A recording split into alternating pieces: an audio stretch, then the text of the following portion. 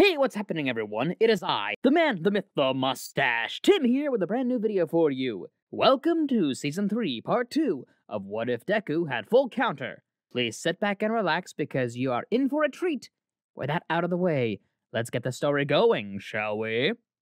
The train slowed to a halt at the station. The doors opened as the crowds of people flooded out, Izuku and Shoto being among them. The young boys were going to spend their weekend at the Midoriya residence. They planned to celebrate their progress in super move training.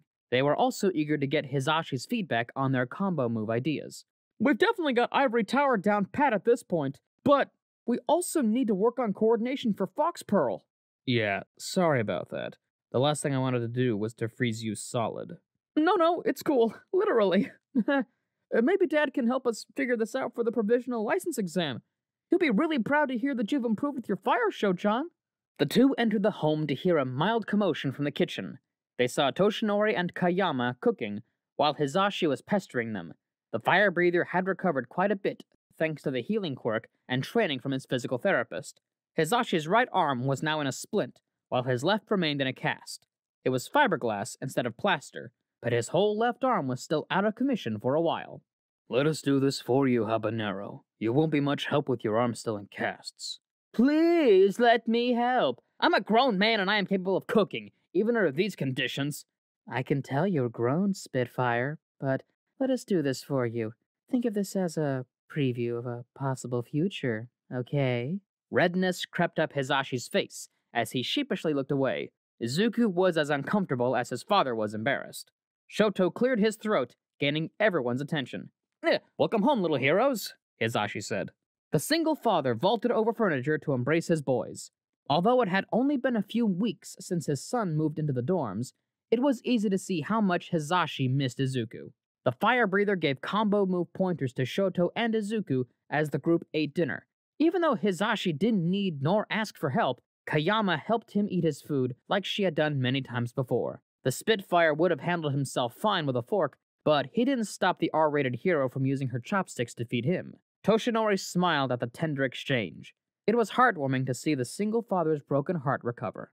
Hizashi's phone started ringing. He excused himself to take it, while Shoto watched his uncle curiously.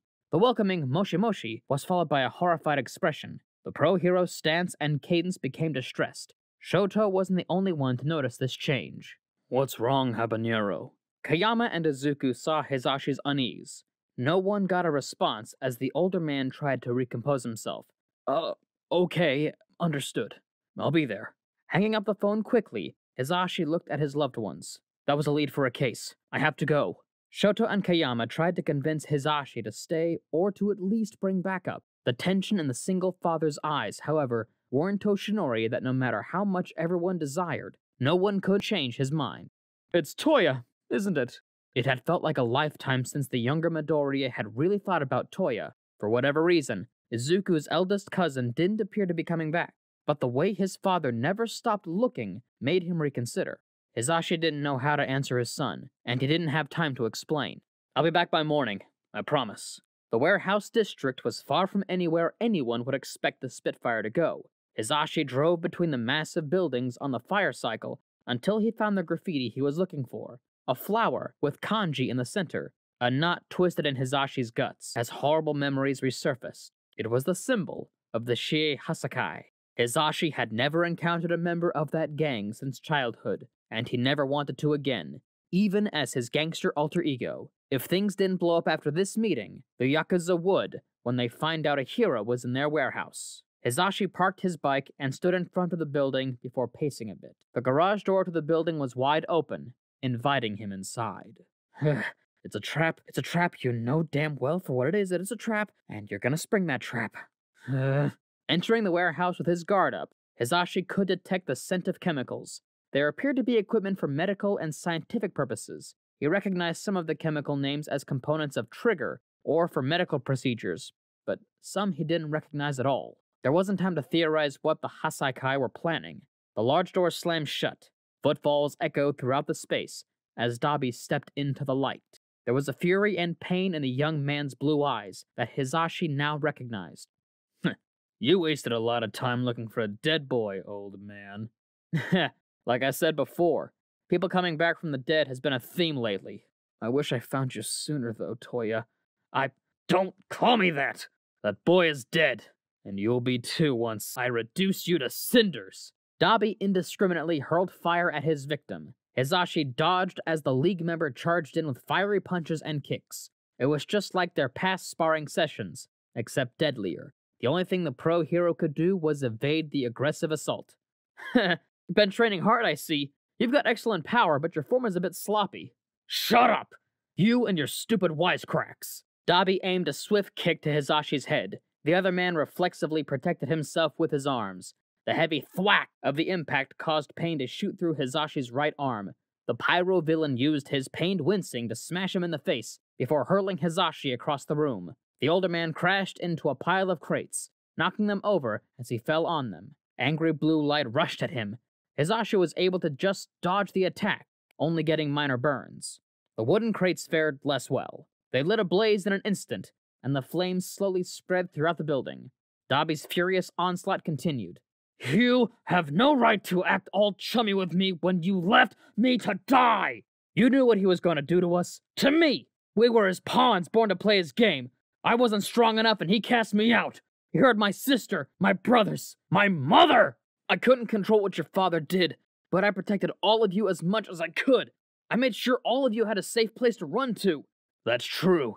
You were our only saving grace, but you were so much more than that to me. You were my teacher, my friend, my hero! After you beat him up, I thought I wanted you to... Why didn't you save me? As the young man vented his torment, the flames became hotter. Hizashi didn't try stopping Dabi's attacks. He watched and listened. That's what Dabi needed right now. You abandoned us and left us to burn. We suffered because of you. You're guilty of murder, Hizashi Midoriya, and I am your executioner! Flames began climbing up the walls as the one-sided fight wore on. It was getting too dangerous to stay in the warehouse, but Dabi was too hellbent to reason with. Hizashi noticed the fires creeping closer to stacks of steel barrels. He saw them when he entered the building. Dread surged through him as Dabi was next to those barrels. Get away from there, Toya! Those are barrels of acetone! If they get too hot... Toya's dead, Hizashi! What part of that don't you understand? Hizashi rushed at his attacker. The young man thought he read his enemy's actions correctly, expecting the old man to tackle him. Dabi was shocked when Hizashi hoisted him on his shoulders and kept running. Explosions rang out. Hot metal shrapnel shot throughout the area. Hizashi got grazed and slashed by the shards, but minimal harm came to Dabi. The pro hero dashed out of the building as more explosions damaged the structure. It wouldn't be long before authorities came to investigate. Hizashi set Dabi down as he caught his breath. The young villain stared at the pro in confusion and shock. I did everything in my power to make a safe haven for you and your family while trying to show Enji the error of his ways. All I could do was point you down a better path than him. And me. I wouldn't be a hero if it weren't for your father, and you needed someone like your father was to me in our youth. Enji, Inko, Rei, you all saved me from following in my parents' footsteps. So please, Toya, let me make this right and save you. All Hizashi could read from Dabi was turmoil and woe. The young man's thoughts were running a mile a minute. Hizashi extended a hand to his nephew. That offer of a place to stay still stands, Toya. You can come home.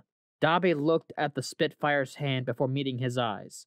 They were pleading for the scarred man to accept his offer. It's been a long time since anyone called me Toya. Dabi took Hizashi's hand and threw him to the ground. The older man was pinned down, a smoking hand now around his neck. Dabi looked down at his enemy. The twisted grin on the villain's face didn't discourage Hizashi for a moment. I'm going to kill you, Hizashi. Then I'm going to take my time killing Endeavor. I'll show the world what kind of monster the new #1 hero is. Dabi's other hand ignited with bright blue flames. Hizashi didn't fight back. He just kept looking at the villain with compassion and hope.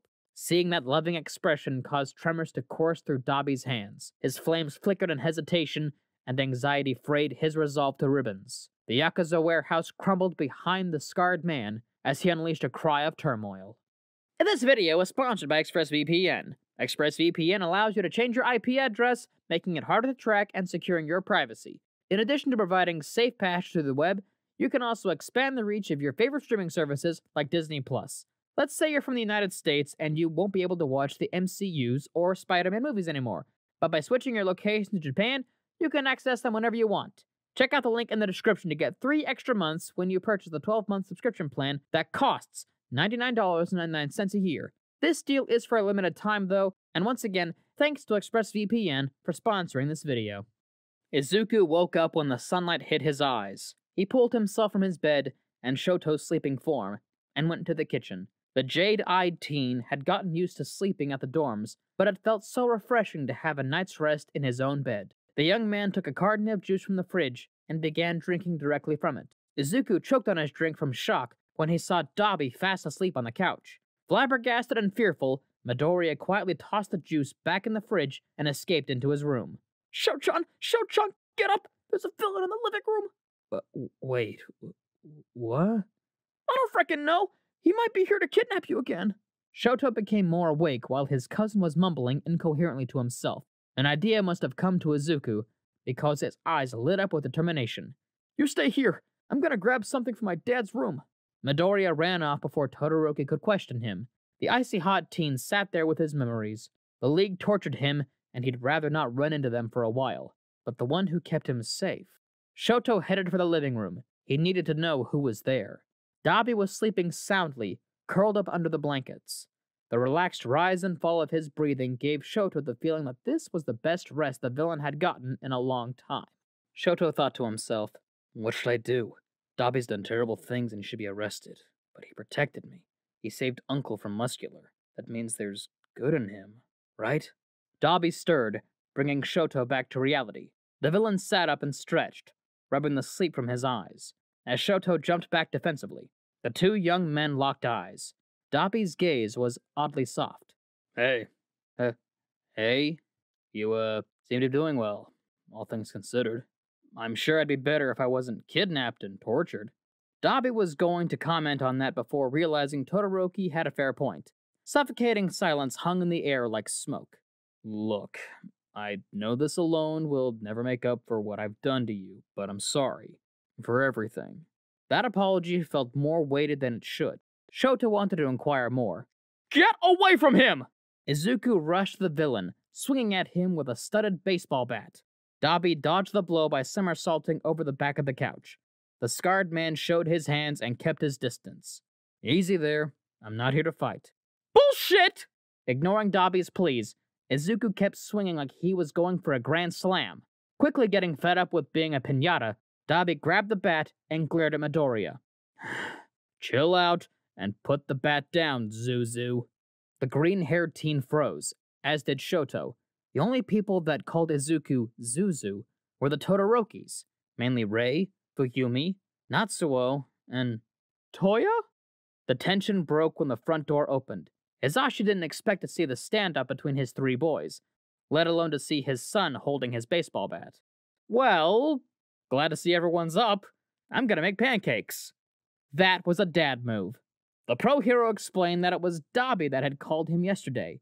After a brief scuffle, Dabi was going to turn himself in then and there, but Hisashi wouldn't let that happen without letting the young man have a good night's rest and a nice meal.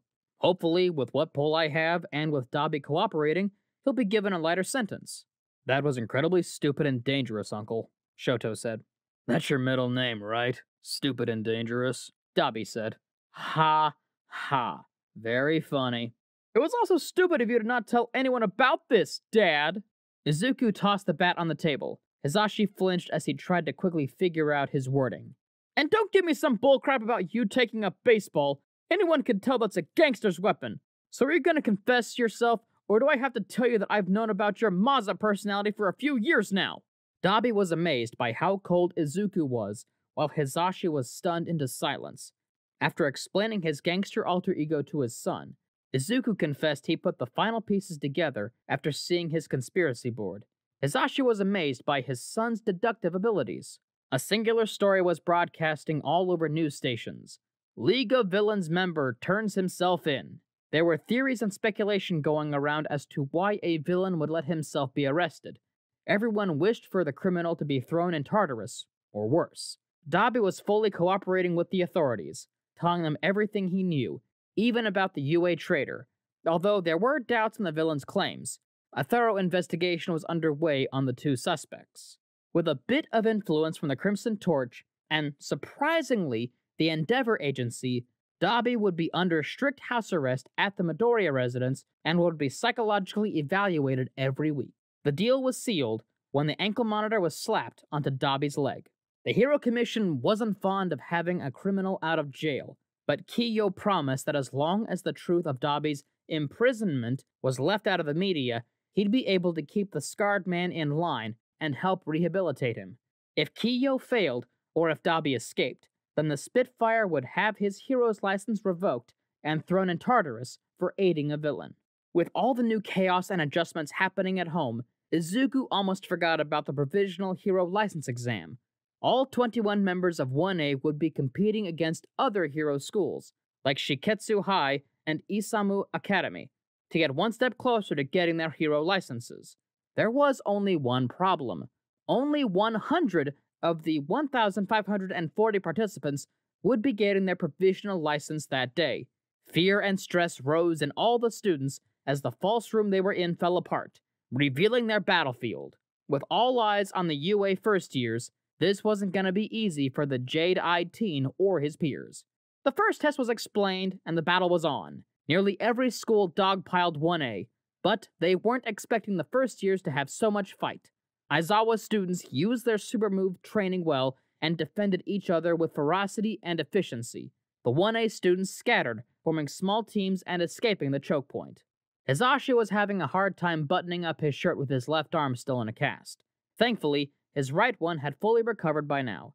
During the early stages of his recovery, Kayama would help the Spitfire get dressed, but she wasn't there at the time, and Hizashi didn't want her to be here right now. Dabi peered over. "Do you have a hot date, or is it something more dangerous?" "Maza. I have an assignment, and I have to leave as soon as possible." "Funny. I thought you were still benched from hero work." Before glancing at the scarred young man, the single father sighed. Hizashi revealed he had just returned from the Shie Hisakai. The goods they had in the burned-down warehouse piqued his interest, and he felt compelled to investigate further. He was allowed to meet with the gang's temporary boss, a young man named Overhaul. The talk was going smoothly, and nothing looked out of the norm until a young girl entered the room. She had white hair, bandaged limbs, and a little horn growing from her head. Overhaul said the girl's name was Eri, and she was his daughter. He also claimed she was bandaged up from being so clumsy. "But you suspect foul play." "I know child abuse when I see it, Dabi, and I'm going to save her." "So, you plan on breaking into Japan's most notorious Yakuza stronghold with no backup, a broken arm, and only a studded bat to defend yourself? Honestly, Uncle, I think you're starting to go senile from age. The police and pro-heroes can't do anything to the Shie Hasakai without a warrant. Trust me, I tried. Once they get the girl out of there, they can open a case and start investigating. Until then, I have to do this alone. That bleeding heart of yours is going to get you killed." "Hey, it saved you from the brink, didn't it?" Dabi didn't retort, as Hizashi finished getting dressed and grabbed his bag. The Spitfire hugged his nephew as he ran his fingers through his hair. "Until I've been gone 32 hours, you don't have to worry about me. You're the one that's got to stay out of trouble. Considering the assignments and chores you've given me to keep me busy, I think I'll manage. Just come back, okay? Because you got a couple boys that'd be pretty lost without you." Shoto had run off on his own and passed the preliminary round. He was resting in the anteroom when he noticed the massive Shiketsu student from before was enthusiastically talking to other participants. Todoroki approached the enormous teen, hoping to make a good impression and learn more about Inasa if he had to fight him. "Hey there, I'm Shoto Todoroki." Inasa glared cold daggers at the icy hot teen. He loomed over Shoto with villainous intimidation. "I know who you are, son of Endeavor. You're the child of a hateful man who'll never have a true hero's spirit. And you're just like him. I know, because I remember how cold you were on the UA recommendations tests." Todoroki pinched the bridge of his nose and sighed before bowing. "I'm sorry about that. I was going through some things at home and wasn't in the best headspace. I'm not sure what kind of interaction you had with my father, but I can assure you that he's been working on himself too." Inasa was befuddled by Todoroki's actions. Never had he thought the Flame Hero's son would give such a humbling apology. Shoto stood upright and extended a hand to the Shiketsu student. Perhaps we could put those bad interactions behind us and be friends? I don't think I can be your friend, but I'll no longer consider you my nemesis. I can live with that.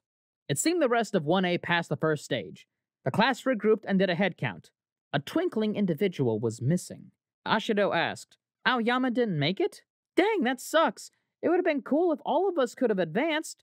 Hagakure added, I don't know if that would be wise for him. He looked sick to his stomach last I saw him, and I don't think it was from his quirk. Ida interjected. This made everyone curious before a massive explosion rocked the mock city. Gang Orca and armed soldiers stormed the area. Now, the young heroes had to save the wounded civilians from the villains. Bakugo marched into the ruined city, wanting to bash some skulls solo, but the Pikachu and Shark Boy were following him again. The trio hadn't found any villains, but they did find a wounded couple in a pit. Bakugo was about to bark at them to save themselves when he stopped. Oi, Dunce Face! Watch our backs while Kirishima and I get these two out! Although stunned, Kaminari and Kirishima did what they were told. The civilians were moved to solid ground before Bakugo gave them directions to the safe zone and what areas to avoid. The couple scurried off, as Bakugo's friends eyed him curiously. That was pretty OOC of you, Blasty. You feeling alright? Kaminari asked. I'm fine! Let's look for some villains! While his friends followed his lead, Bakugo remembered some advice the nerd's dad gave him a while back. Fighting bad guys may be in a hero's job description, but saving and protecting others is the lifeblood of heroism. If you can get people out of dangerous situations, even if it's just giving them shelter from the rain, that makes you a hero. Shoto was having a hard time fighting Gang Orca solo, but somebody had to hold the villain back while the safe zone was being evacuated. The killer whale unleashed a hypersonic wave that hit Todoroki. The young man collapsed, his fire and ice extinguished. Things would have gotten worse if Hinata didn't step in. The colossal teenager was going to get Todoroki to safety, but the icy hot kid had an idea that was likely to slow the killer whale down. Although paralyzed, Shoto and Inasa trapped Gang Orca in a fire tornado while the other heroes relocated the wounded. Aizawa had been watching the stands since the start of the exam. He was proud of his students, and he was even considering telling them that once this was over.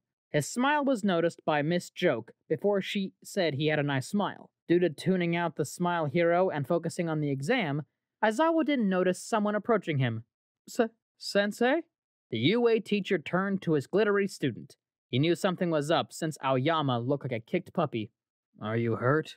I can take you to a medic. It's me. What? It's my fault. It's all my fault. But I didn't have a choice. Slow down.